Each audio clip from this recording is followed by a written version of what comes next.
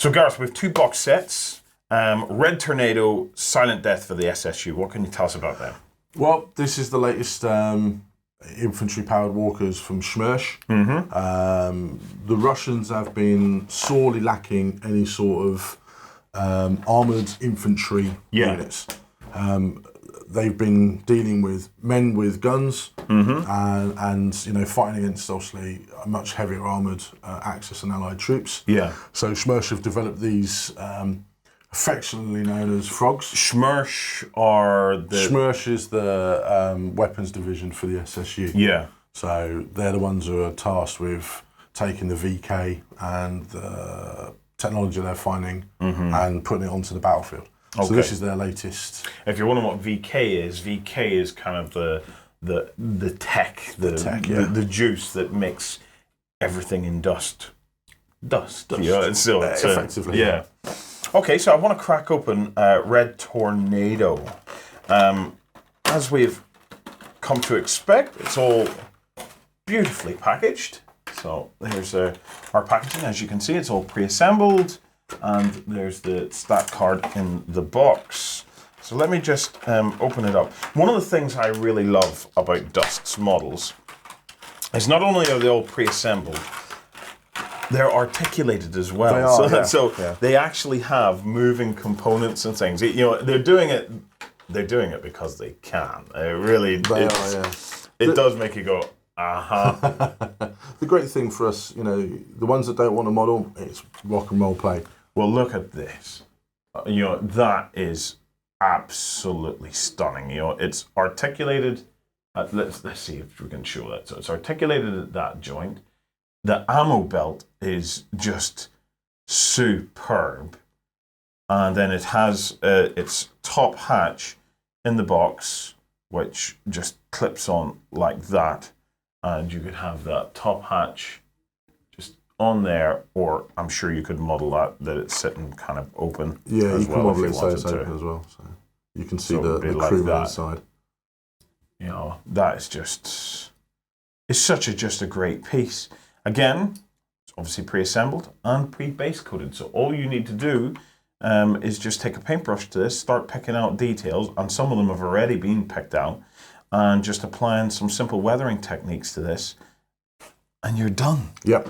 Or just play with it as it is. It's are they all identical, or is there a slight difference in them? Do you want to take us through the differences of them? Yeah. What we've got is these are the first Armour 4 infantry in the game. Yeah. So these guys are, ahead of the technology tree, as it were. Yep. They are high in points on the table. Yep. So you get 2 of them which are armed with a heavy shotgun. Yeah.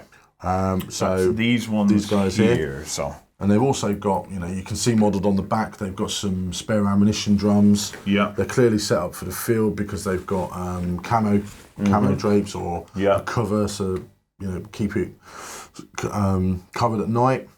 And heavy shotgun, absolutely lethal against unarmoured infantry at long range, and at close range, devastating as well. You don't want to let these guys get close to you. How would you deal with them? I haven't yet. Right.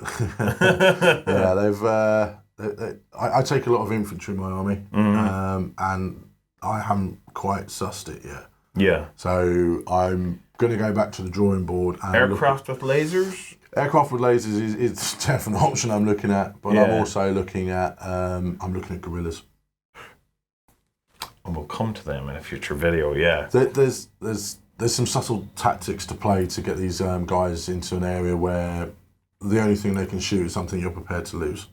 And I'm quite prepared to lose guerrillas. Yeah. So we'll look at that as an option. The third in that, and who hasn't ever dreamed of, since they've watched Predator, to run around with an auto gun. So this is a 20mm auto gun, lethal to any infantry. A proper Gatling gun. Gatling gun. Yeah. It loves it.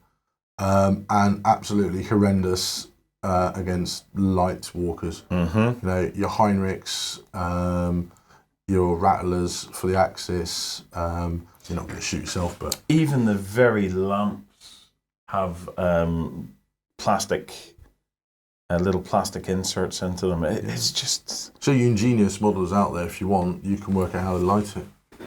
Yeah, if you can get an LED small enough, yeah. I'd be impressed. Yeah. Yeah. LED, tiny power cell.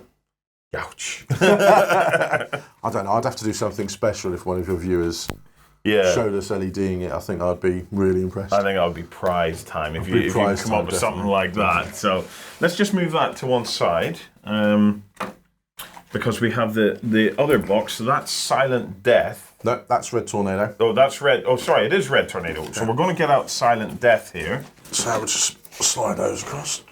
So Silent Death contains 2 models, just to show you there.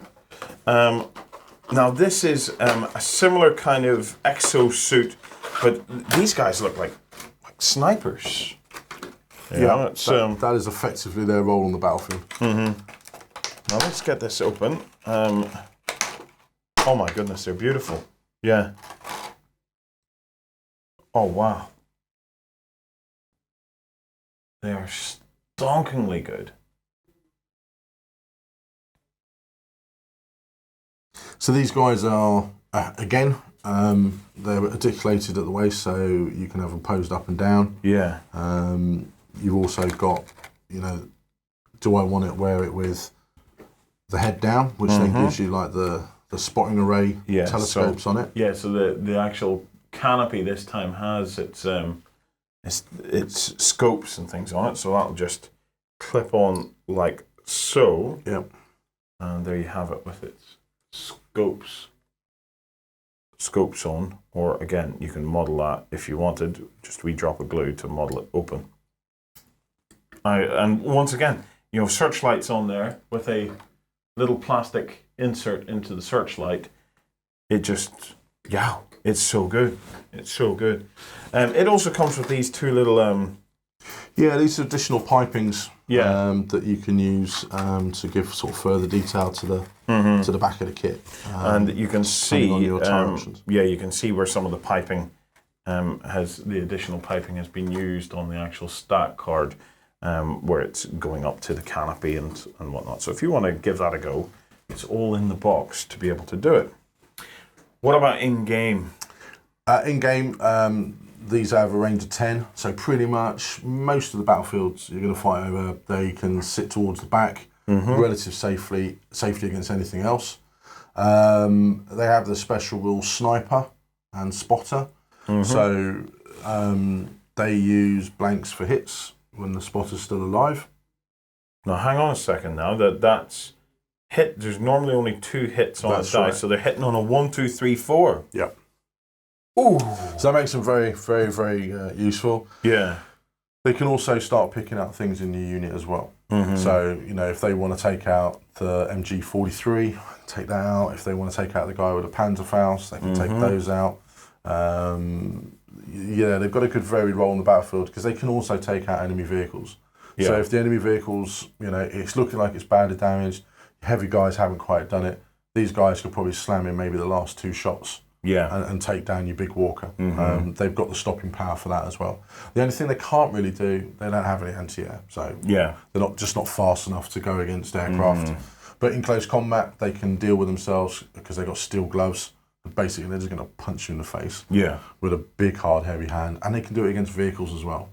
So if they wanted to go into an area to clear it out to use it as a spot for sniping, they'll quite happily march into that, clear out some unarmored infantry, wreck them, and then sit there and snipe from it. The key thing to remember with both these 2 units is these are elite units. They have very little wounds. And when you start playing this, you realise how precious your wounds are.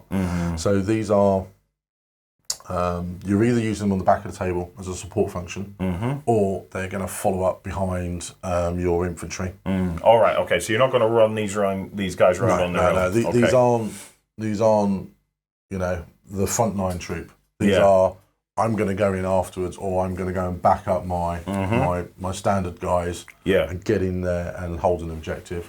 Once once the foot troops have taken the firepower, then we'll send in the big boys. But they're just gorgeous. That is beautiful, absolutely lovely. Right, I think we've got some painted examples of these as well. So So here we go.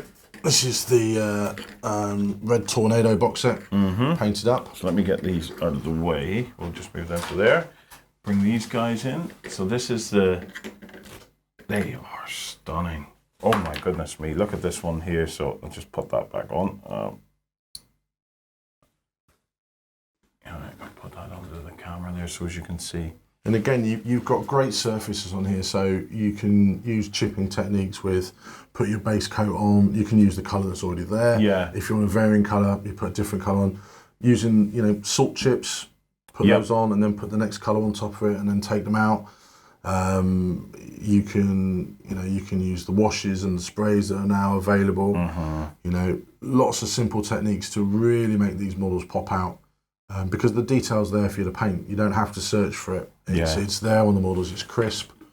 Look at this. You know, my good goodness, fun to paint. Yeah. They're awesome looking models too. You know, it's they just have a coolness about them which is superb. These are my favourites, I have to say, at the moment. Okay, so, and these are the Silent It's Death. the Silent Death. Put them in there. Absolute favourites of mine at the moment. Let's get these over. Oh, look at that. Here's a really cool technique that you can do on these guns. You just paint them flat black. Yep. And then go grab yourself a pencil. And use the graphite on the pencil. For the pencil to put the metal lines on. Because the detail's so pronounced, it just picks it up. And then just put your varnish coat over it to protect the graphite. And this effect here is achieved basically. You have a darker undercoat, which, you know, it comes with a relatively dark undercoat anyway. You can hit it with some hairspray. Yep. And then pour some rock salt over it.